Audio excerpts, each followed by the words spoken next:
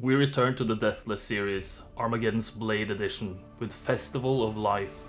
Contrary to Dragon Slayer, I will be splitting this one up into two parts, as the massive undertaking that was the 15-minute Dragon Slayer video almost burnt me out. So, to be a bit kinder to myself, this is how I'll do it. Festival of Life is all about Kilgor and his lieutenants, who make their names known in scenario number 2. This campaign has 4 scenarios. The first 2 are purely monster killing scenarios, while the last 2 are against other factions. Kilgor and his friends transfer over from scenario to scenario, meaning we can be super duper powerful in the later scenarios. In this video, we'll tackle the 2 first scenarios, and in part 2 we'll finish off the campaign, Deathless. Hopefully. The rules are on screen at the moment, but the short version is I can't lose any units in any way, including no dismissing units or heroes, and war machines count as units as well. So, let's talk about the first scenario, Razor Claw. This is a medium-sized map, and we start off as Kilgor, the Townless, all the way up in the northwest corner.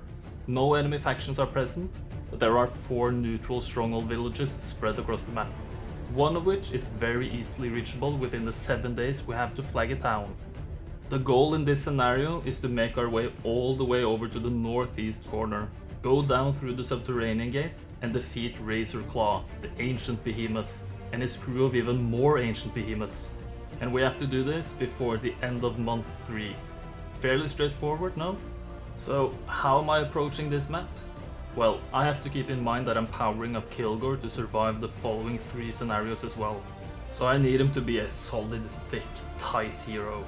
Meaning, good secondary skills and usable magic. Since there are only stronghold towns, I can't get level 4 and above magic, limiting my choices a bit. AKA, no resurrection. Kilgor is a barbarian, an attack-weighted might hero, but as a barbarian, he gets easy access to most of the good secondary skills. He's limited to level 12 in this scenario, so I have to prioritize a bit. I want expert earth magic for slow use, armor to take hits, logistics to move faster in the later scenarios, and wisdom for, well, reasons I'll come back to later. But how on earth am I gonna do this deathless with no resurrection? Well, the plan is to use ranged creatures, and by creatures, I mean Cyclops. One of the scenario bonus choices is 5 Cyclops, and there is a Cyclops cave in the south, as well as no opportunity to build behemoth lairs in any of the towns, so I can't take advantage of Kilgor's specialty. Yeah, Kilgor's specialty is behemoths, which is super fun when we get to use that. This means that Cyclops are the next best choice. Oh, and there are some black dragons joining for free in the northeast, but I literally didn't know about their existence until right now, checking out the map a bit closer writing this script. Oopsie. They would probably have sped it up quite a lot, to be honest. Do I need to go more in-depth? I don't think so. I think I've outlined the general strategy quite well. Let's see how it goes. Remember to like, comment and subscribe, and even become a channel member. As I said, I'm taking the Cyclops out for a spin, ignoring the behees and rocks. In order to get my preferred secondary skills and spells, I need to enter the fight against the orcs a bit south of me. But I need to go through these goblins to reach them. Just to not get any not really deathless XD kind of comments from autoing these before the real run starts, I just take them out with no losses. After entering the orc fight, I reset 8 times. Afterwards, I take on the goblins again. Again, easily dispatching of them, before setting my sights on the closest neutral town, following the clearly laid out path towards it. If I don't split up the Cyclops here, I'm pretty sure I need a lucky morale to do this fight deathless. So it's a good thing I kinda know what I'm doing, right lads? I take out the middle and bottom stacks with a couple of shots plus Wolf Rider hit, leaving the top stack with nothing to reach. Which means I can just as easily kill that one with 2 Cyclops hits afterwards. After entering the town, I leave the goblins and Wolf Riders behind. The only thing I need to build a Cyclops cave is a fort, and lots of ore and crystals. So I leave town to gather the necessary resources. Ore is more important than wood, so I ignore the sawmill to the east to go west for the ore pit. I once again split up the Cyclops I merged a bit earlier to let Otto do the fight with no issues. Yay! I max my offense skill, which is useless in this scenario, flag the ore pit, pick up more ore, and then head for the sawmill. I also build a Hall of Valhalla before Otto takes out more hobgoblins. I get more wood, and everyone is happy. Maybe you've noticed the Crystal Cavern, but it's guarded by a horde of wolf raiders. Too big of a fight for now. Instead, I go a bit south, swinging by the wagon for 5 crystals. I also start building towards a castle, as I want as many Cyclops as possible, as early as possible of course, before finding a couple of nicely hidden piles of crystals. But I only need one of them to build a Cyclops cave. Before that though, I finish off the castle, aiming to trade at the trading post for the ore I'm missing for the cave, which I do by sacrificing a bunch of the useless, so-called valuable resources. This lets me build the Cyclops cave on day 7, perfect timing. On week 2 day 1, I swing back to my new home, buying out all of the Cyclops, netting me a nice 11 in total. Time to really explore. First stop, the Star Axis. Second stop, a gem pond, as I initially wanted to maybe get a couple of Mage Guild level 2s, which is an idea I scrapped. Third stop, a second town, guarded by ogres. And as you can tell, Otto makes quick work of most of the fights now. I level up again, finding logistics. Nice. Taking the town, I level up into advanced logistics, skipping air magic, which always feels kinda weird, as air magic is so good. But it is what it is. This town has basically nothing I can use, except for a mage guild. I build it, enter with Kilgor, buy a spellbook, and see that this town has slow. Excellent. Now I only need earth magic. Next on the menu is the Cyclops dwelling to the south, guarded by Cyclops, which Otto takes out, and even more Cyclops, which Otto doesn't take out, without losses at least. This is the second reason for the spellbook. Magic Arrow makes this fight doable. 2 casts make sure my own Cyclops can survive 2 hits with a massive 10 HP left. Dwelling flag, and I get 2 more one-eyed boys. I pick up the gold around the Cyclops dwelling, before I start moving eastwards towards the 3rd town. Golden resources aren't all that necessary at this point, but I'll just pick up what's easily available. And at the start of the next turn, I build a mage guild in town number 1 and engage some swordsmen. Winning the fight gets me expert logistics. Why no armor, you might ask? Well, I need earth magic before armor, and taking armor here, that would slow that process down. I slowly move eastwards, swinging by a stables and a magic spring, finding the 3rd town guarded by some wolfy boys. At this point, Otto is just on a rampage, winning every fight easily.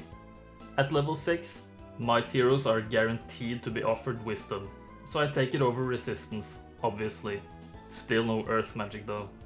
I build a mage guild here as well, which has a couple of really good spells.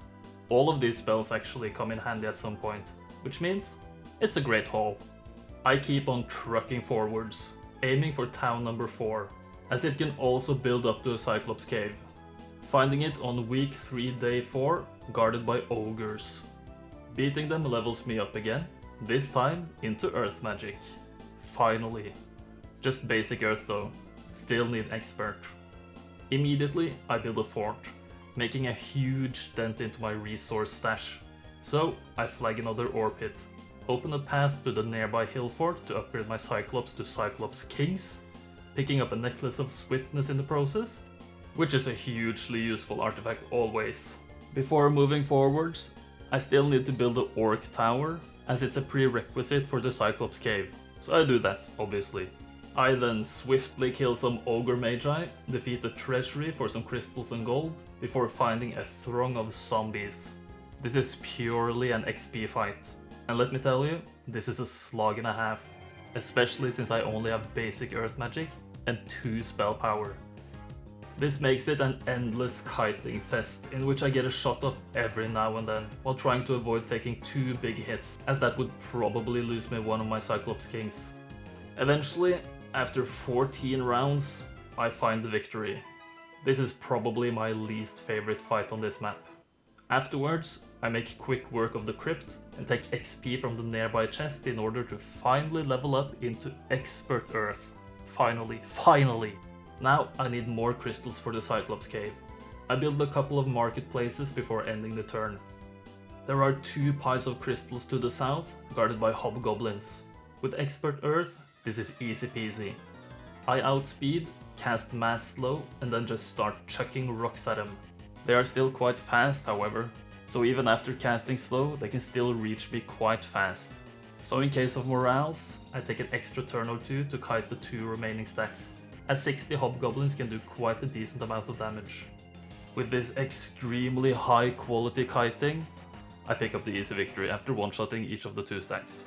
I pick up the resources, the sword, and the final XP of this scenario, finding Armorer. Perfect, I'm all set. This is now week 3, day 7, but it's time to skip ahead a bit. I built the Cyclops cave in town number 4, did a lot of trading, went back to town number 1 to buy and pick up the Cyclops there, and from the dwelling as well, before I finally returned to town number 4 on month 2, week 2, day 1, with 19 extra rock shooty boys. Upgrading the Cyclops cave, I buy out and upgrade all of them, leaving me with a total of 46 kings. I think I'm all set for Razor Claw and his stupid friends. So, I start making my way over. Otto takes care of every fight on the way, and I make sure to pick up most of the primary skill boosts I can find. To be honest, Kilgor is looking pretty snazzy with all of these stats and this massive army. I very rarely play with Cyclops, so this is a really nice change of pace for me. No complaints. I reached the subterranean gate on month 2, week 3, day 2, getting a nice message from the game letting me know behemoths, well, they kinda stink. Good info game, thank you very much. I get my first glimpse of the pungent beast. I take aim, and I'm ambushed by some freaking undead drapes. Aight, nice one. Draining me of 6 mana. No biggie, no biggie. Now, Razor Claw. It's me and you, buddy, and your 15 friends and my 46 depth perceptionless buddies. Too bad for you that I'm faster, so I just cast slow and start flinging my rocks. One-shotting each and every one of the stacks. To really rub salt in the wound, I even haste my guys and start kiting. In bird culture, this is called a dick move. Honestly, this fight can be done much more efficiently, but after kiting for a little while and avoiding getting moraled on, which was a real risk, I got this one in the bag. I killed the fearsome beast, finding scenario victory, fairly slowly I might add, but it's not exactly a speedrun thankfully. So, it's simply on to the next, which is called Taming of the Wild. This time we're introduced to Kilgor's friends, Gurnison, Oris and Gerd, who all have decent starting armies, albeit with too many fragile creatures to do any real fights. The goal in this scenario is to simply kill every single creature on the map. Doesn't seem all that difficult, right? Well, it wouldn't be if the challenge was anything other than doing it deathless.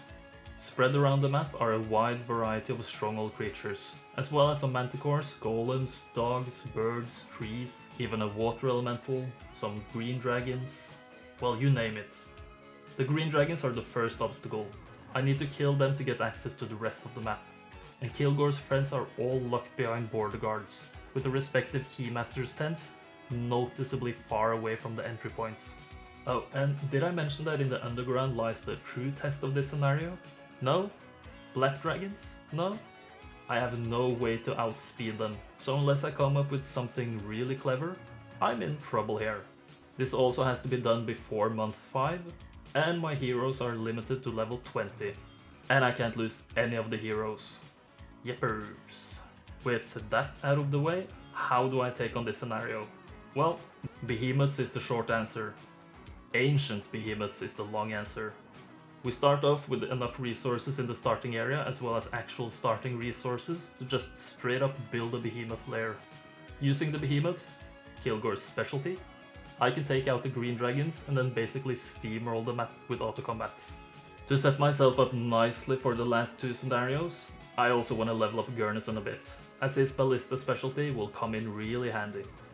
The way to speed up this scenario is to go as fast as possible for the very stealthily placed Spellbinder's hat to just dimension door around the map.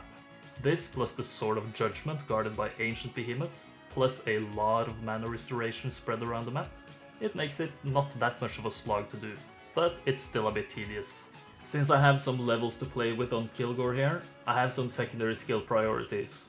I want to max out armor, obviously, get tactics, and also get air magic. Tactics for one reason you'll see later, and air magic to speed around the map with fly and dimension door, plus for good use in the final 2 scenarios. Garrison will just level up into whatever, as he is the secondary hero, but anything that boosts his mobility and ballista damage will be useful. Also, I really need him to get Expert Earth for some slowing in future scenarios. This isn't the most difficult scenario in the world, but the black dragons really do pose a threat, so it's gonna be a bit difficult. I'll have to pull somewhat of a rabbit out of a hat with this one, but I'm sure we can find a way, right guys? Enough background info. Let's do this. Kilgor Jenkins. Oh my god, he just ran in. Of the scenario bonus choices, there's only one real option. 6 Thunderbirds to clear some creatures before the behemoths arrive. Easy choice.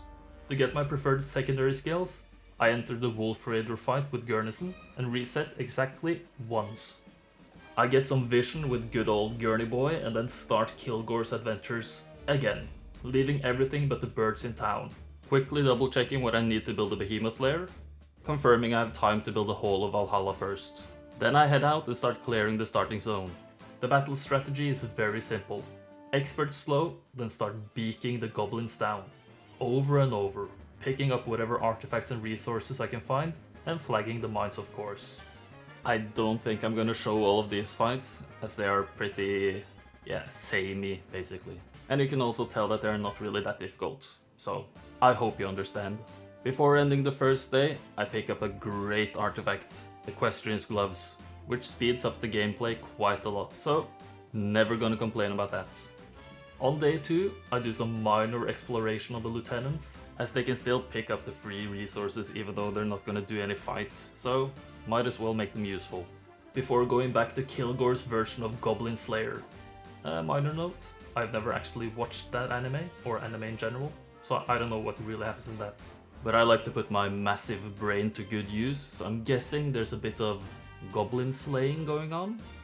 Am I right? Maybe? Then a quick trip underground to pick up some free resources, before continuing in the overworld. The goal in week 1 is to get a behemoth lair, which I start working towards by building goblin barracks. On day 3, I park Garrison on his windmill, Gerd on her windmill, and Oris on a sign. This is where they'll stay for a long time, while Kilgor does the dirty work. The dirty work is basically using the same battle strat over and over, which isn't all that interesting, but it does the job, so I can't really complain. I then continue doing some minor war crimes on the local goblin population, but I'm sure they'll eventually get over it. Even though it might seem like a waste of time to go around flagging these mines, since I already have quite a lot of resources, especially wood and ore, and I don't need more of either of them to build a behemoth lair, I still want to build up to a castle, you know? Preferably before the end of week 1. And it's not like I can take on the green dragons with 6 thunderbirds. I need to wait for some behemoths, so I might as well spend the time wisely. On day 4, I take care of some more hobgoblins quite efficiently, making good use of the starting bonus birds. I also pick up 2 artifacts, neither of which will make or break this scenario, but they're both handy, so might as well. Build a cliff nest, before swinging by the local windmill on day 5, and finally ending the rest of the goblin existence in the starting area by, you guessed it, mass slow and then one-shotting every stack. Yes, very interesting. There are limits to how many different ways I can narrate this stuff, so I basically just repeat the same variant every time. Very creative, I know. Anyway, I finally build a behemoth lair, and now I'll employ another favorite tactic of mine. Doing nothing. Or well, I build a citadel and castle the 2 following days, but after that, nothing. Until week 4 day 1, when I've gathered enough behemoths to start exploring the wider world. First up, underground. Not to take on the black dragons, mind you, just the medusas. I get some good use of stone skin, which is rare for me, and I take out all of the medusas in this fight with a nice morale. I'm not gonna show all of the Medusa fights, as they all basically play out the same way. Stone skin, slow or haste, depending on what's needed, and cure if that's needed. Very basic stuff. The only exception to this is the Medusa Queen fight, in which I have to split up my Behees into 2 stacks, so I can soak the damage on one of the stacks before sending in the other. Would this work against the unupgraded Medusas as well? Yes. and probably better than my initial strategy. Oh well. I then head back to the overworld and build a marketplace, since I need a few more crystals to upgrade the behemoth lair and my behemoths. The trading ratio with one marketplace is atrocious, but it's worth it, in this case, as I have zero use for any of the other resources other than crystals in this case, so I'm able to upgrade my behemoths to ancient behemoths. These are strong enough for auto to take out the southeast green dragons without losses, which means the steamrolling has begun. First stop, the light blue keymaster's tent. After taking out some manticores, I level up into tactics. You might have noticed I skipped air magic earlier, if I kept that part of this video in, but air magic will come back, trust me. Next stop, Sword of Judgment. On the way, I have to turn some innocent behemoths into dust, which is fairly easy after a single slow cast. My ancient ones one-shot all the young, spry variants. Age over beauty, am I right, lads? I also want a +1 defense from the Marletto Tower, so I have to do the same thing to some more behemoths, plus their parents this time. One cast of slow, and I can just run around one-shotting all of the 4 stacks. It's also worth noting that I will always outspeed enemy ancient behemoths because of Kilgor's specialty, so I will always be able to cast mass slow first. It's really handy.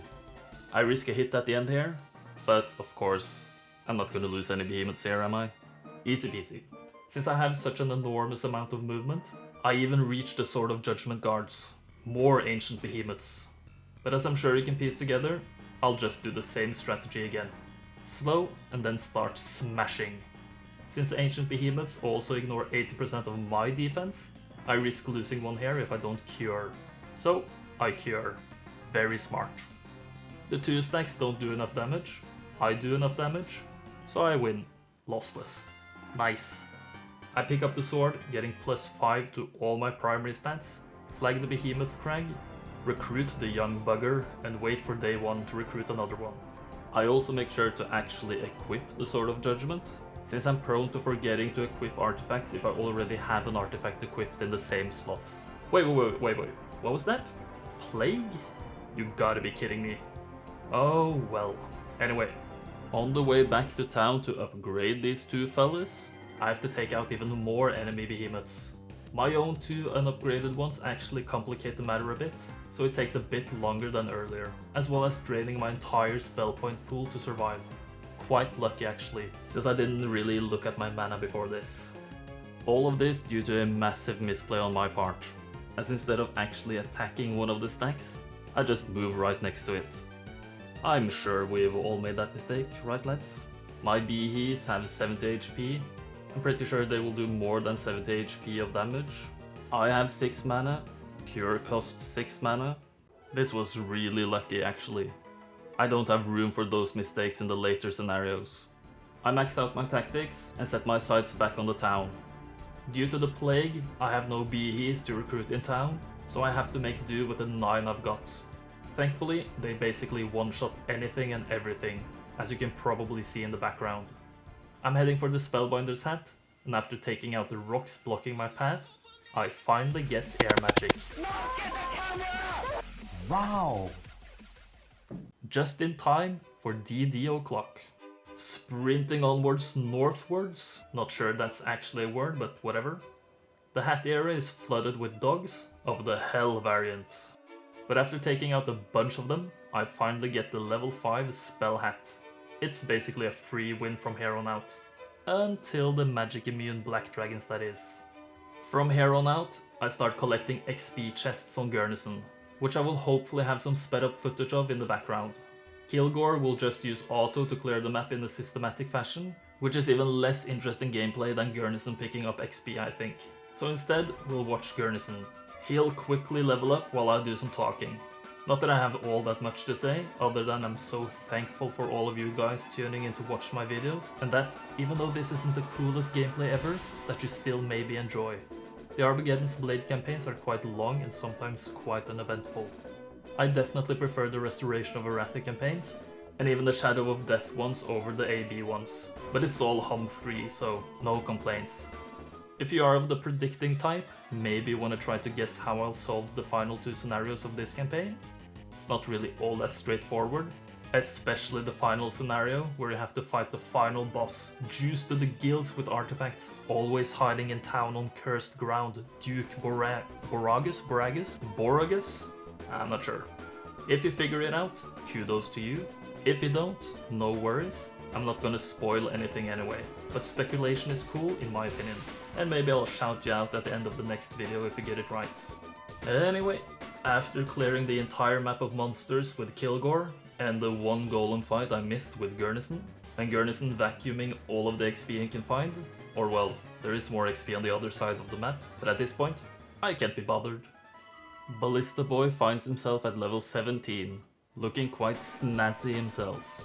Expert offense, artillery, logistics, earth magic, armor, as well as basic wisdom and advanced tactics. Only thing I'd rather really have is archery, as it would boost the ballista damage even more. It's month 2, week 4, day 3. Lots of time in the bank, but I'm ready for the final fight. Are you? Black Dragons, here we go. I've gathered 18 behemoths on my main man, Kilgor, and I've split them into 2 stacks, for a good reason. Good luck me. 15 Black Dragons? Tough stuff, I'll tell ya what. They move first no matter what, so how do I avoid taking enough hits on one stack? See this battlefield terrain here? If I position my behemoths behind each other in any way, I won't take more than 3 hits on one stack in one turn. And it will also split the damage between the 2 stacks. Very smart, I know. I don't even position well. 2 hexes behind where I actually position would be better, but it works. This is where tactics came in handy. My behes survived the turn 1 onslaught, but if I didn't split them into 2 stacks, I would definitely lose a behemoth there. Since they survived, I can absolutely cure the most injured one, saving it, and then just one-shot everything. I take a few more hits, but these offensive monsters are actually quite tanky in the hands of Kilgor. 74 HP left is more than enough, and I'm ready to get a final hit in, confirming I've defeated all the monsters plaguing this land. Still not all that fast, but it was definitely furious, or something. Definitely faster than previous attempts, as you can clearly see from my save files. Anyway, 2 out of 4 down, Kilgor is super strong, Gurnison is pretty strong, Oris and Gerd were definitely present, and next time on Kilgor Ball Z, our heroes take on the 2 difficult scenarios in this campaign. Stay tuned. Yes, these were the easy ones. If you enjoyed this video, I would really appreciate if you subscribed. A like and a comment would also make my day, trust me, I read them all. You can even become a channel member, but only if you want to, and definitely only if you can afford it. No pressure. I hope to see you next time, and that you have a might and magically good day. Bye bye. A huge shout out to my channel members: Onufry, Sebastian Kopacz, Manage Armor, Running Skull, Dante, Dovid, Original Lamester, Alexanders, Guamosti, Chaos, Matt Age, Seal Oil, Anubnimus, Radnosorth, Lika, Christian Kojokario, Rick Visaupt, and Escubani. Thank you very much, guys.